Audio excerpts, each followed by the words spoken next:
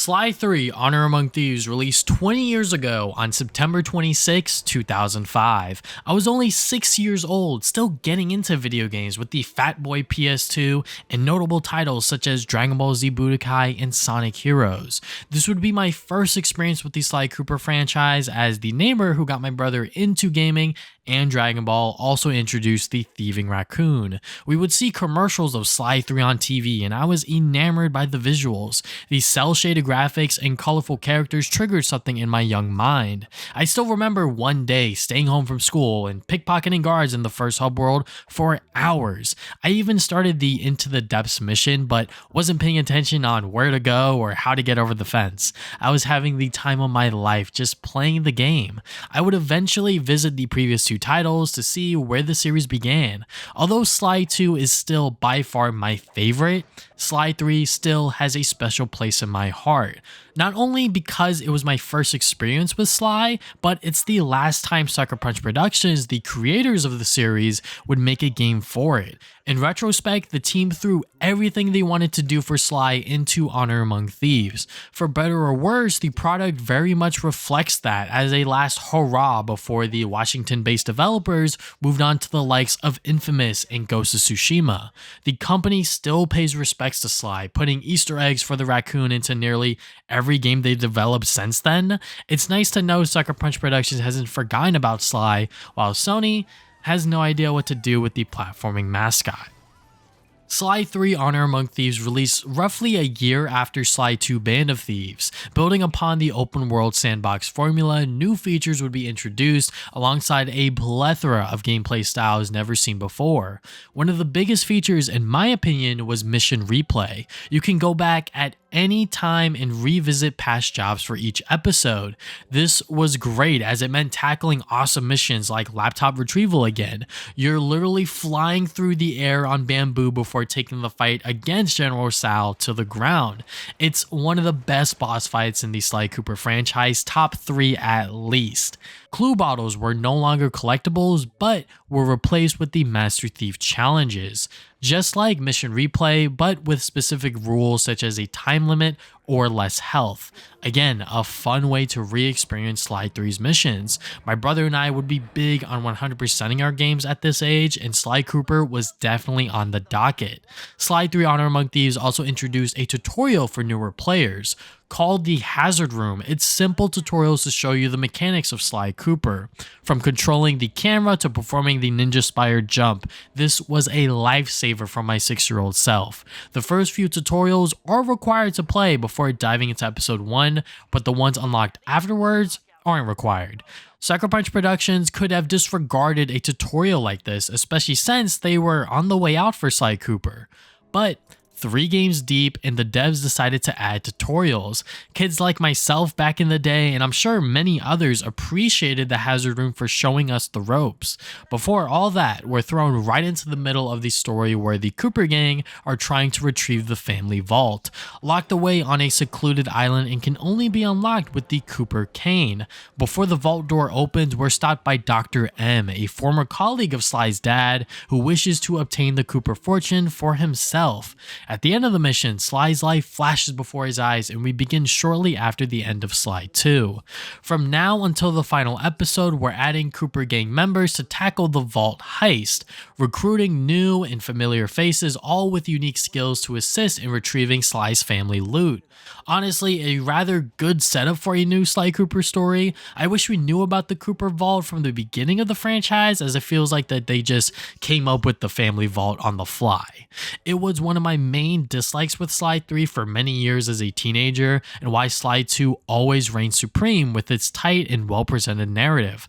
However, I'm getting close to 30 and can appreciate the story for what it is. Creating Dr. M as a reflection of the Cooper gang is almost genius. He stood by Connor Cooper's side but resented him for feeling like a sidekick. Maybe Bentley feels the same way, but their friendship and camaraderie is greater than any glory or spotlight Sly might have. Bentley learns this for himself when Penelope, his online crush turned Cooper gang member, is amazed by Sly's abilities. At the end of the day, there are skills and tasks Sly can't do without Bentley and vice versa.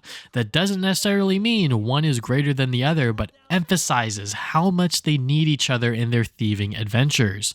Throughout the 6 episodes, there are many moments and missions that bring me back to my younger years.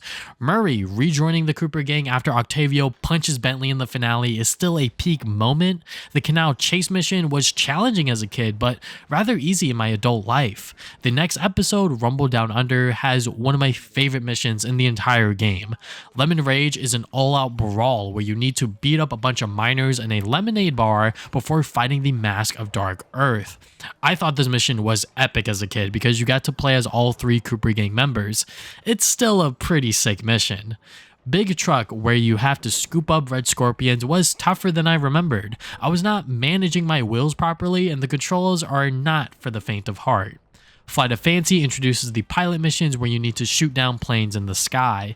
I was not having fun because it took me a good 10 to 15 minutes to shoot down 25 planes. The future pilot missions weren't that fun either. I found myself struggling with the controls and never getting a good grip as a pilot.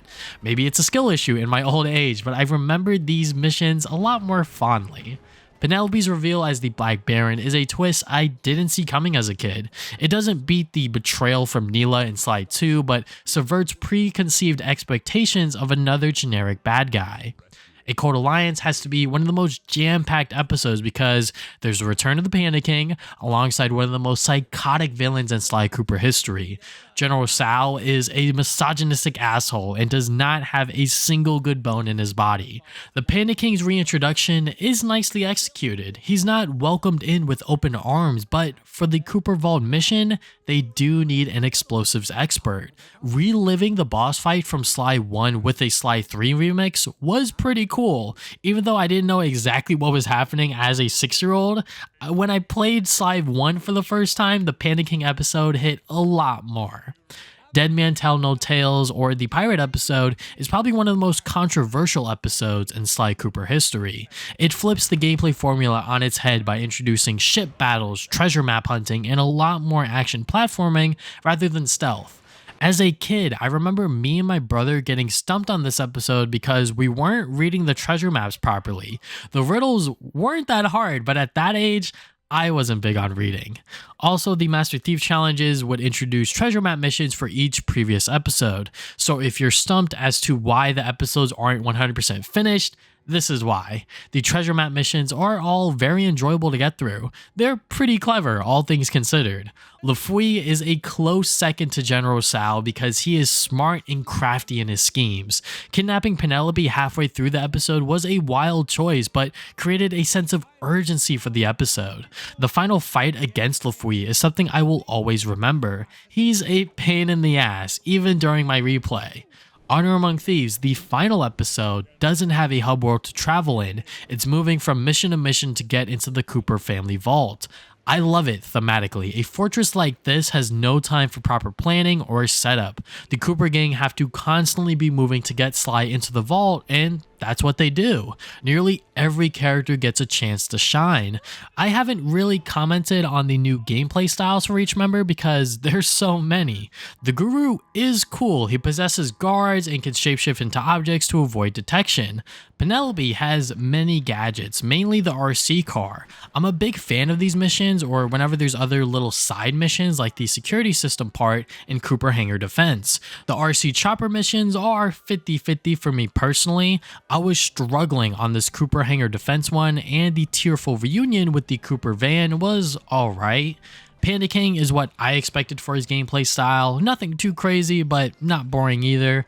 Lastly, Dimitri has to be the worst and most sluggish gameplay style in Sly 3 Honor Among Thieves. He's just not fun to play. For Dimitri's final mission, my brother and I would flip the controller upside down to hit the corresponding pinchers, and I honestly can't play this mission without flipping the controller upside down for the first section at least. We were stuck on this part for a while as kids, and it's still not easy. Sly finally going through the Cooper Vault and exploring his family history was so cool. We always heard about them throughout the games, and the writing for each ancestor section is pretty dope. Also, the boatload of coins to collect here made replaying it oh so satisfying. The ending of Sly 3 Honor Among Thieves is something I believe most Sly Cooper fans will remember with mixed reactions. Especially if you grew up with the series, the ending was left with the gang splitting apart, Sly faking his amnesia, and Bentley building a time machine. Now, you can view this as a fitting conclusion for the series, but as a kid, I thought this would open the door for a fourth game to be made, a time-traveling adventure featuring Sly's ancestors. We did eventually get it with Sly Cooper Thieves in Time about 8 years later from Cinzaru Games. However, it's now been over 12 years since that game's conclusion, and that one left on an even bigger cliffhanger. Say what you will about Thieves in Time, but I was happy to get Sly Cooper in the spotlight again, regardless of that game's faults. Now, do I think Sly Cooper will ever return? Absolutely. Maybe not by Sucker Punch Productions, since Nate Fox, co-creative director on Ghost of Yode and one of the longest standing members at the studio, confirmed only 10% of the studio would be excited for a new Sly Cooper game. I'm not surprised by this response, since it appears Sucker Punch wants to keep developing the Ghost series, and it works more in line with what Sony wants from their first-party partners. Also, the math does add up. Only 16 people at Sucker Punch Productions right now have experience with Sly Cooper. Cinzaru Games intended to make more Sly after Thieves in Time in the form of DLC to have Sly escape Egypt, but Sony didn't greenlight it. And now they're bought out by Facebook and work on Oculus Rift games. However, all it takes is one development team to be in good graces with Sony for them to once again greenlight a Sly Cooper 5. At this point, I'll take whatever I can for the Thieving Raccoon. Whether it's a remaster/remake, a collection compilation, or a fifth game, anything Sly Cooper related I am always super down for. When the trilogy was released on the PS Classics catalog for PS4/PS5, I was happy with that. At least Sony knows Sly Cooper exists in its library, and the possibilities for a fifth game isn't closed just yet. I mean, if the likes of Bubsy and Gex can come back in the big old 2025, why can't Sly? You've been watching gameplay footage of the PS5 version. It looks amazing on the console, with the occasional outlines appearing too thick in cutscenes. I did run into some glitches, like Sly missing from this cutscene with the Panda King, or the RC car getting hard locked in this position. Instances like this are very few and far between. The emulation features, like rewinding time to fix a mistake, is always nice. It's not necessary since the game doesn't have a live system, but it's cool to use when you feel like you can make the proper adjustment. God damn, I am getting old. Sly 3 Honor Among Thieves turning 20 years old has made me realize that I've been playing and loving this medium for over 2 decades now. I've been able to experience so many amazing games and moments for the industry, share experiences with other people, and meet some of my closest friends because of video games. It's not a perfect 3D platformer, nor is it the best game in the series, but Sly 3 is still a solid as hell title. The multiple different gameplay styles can be overwhelming, but as Sucker Punch Productions' last 3D platformer, they left it all on the table. If you have yet to experience the Sly Cooper franchise for yourself, the entire trilogy is available on the PlayStation Store for PS4 and PS5 for $10 a piece. Or if you have PlayStation Plus Premium, you can play them all for free. Sly Cooper 4 Thieves in Time is still in limbo, but it's relatively cheap on PS3, a little more expensive on the PS Vita.